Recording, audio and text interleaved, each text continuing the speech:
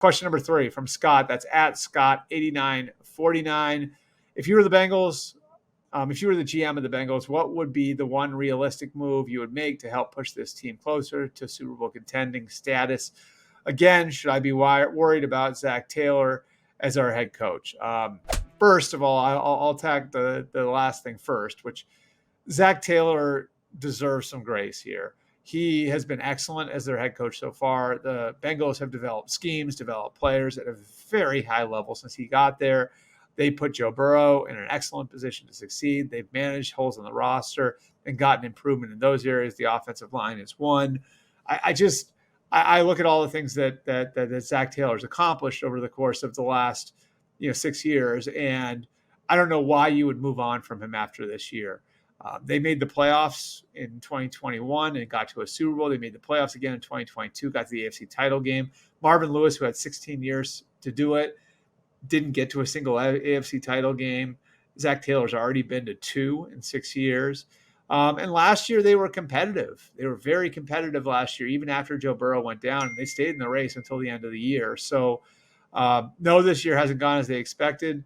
They did have some moving parts going into the year with the Jamar Chase contract negotiation, with the T. Higgins contract situation, with Joe Burrow's wrist.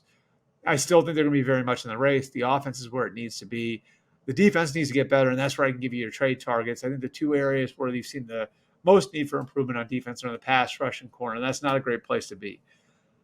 I think the defensive front will figure it out. I think they're starting to figure it out. Trey Hendrickson's played really well as a pass rusher. Sam Hubbard, I think, will get better. Myles Murphy, they're hoping to get him back from injury real soon. And their interior defensive line should get better with the development of young players like Chris Jenkins. Corner is a little iffier.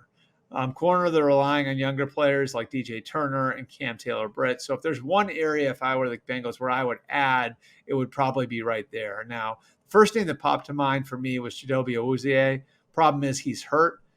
He and his contract is probably prohibitive for the Bengals, which is why they let him go to Tennessee with Brian Callahan in the offseason. It's a 3-year, $36 million deal. I don't know if they would be willing to take on that much money based on their own salary cap situation going forward.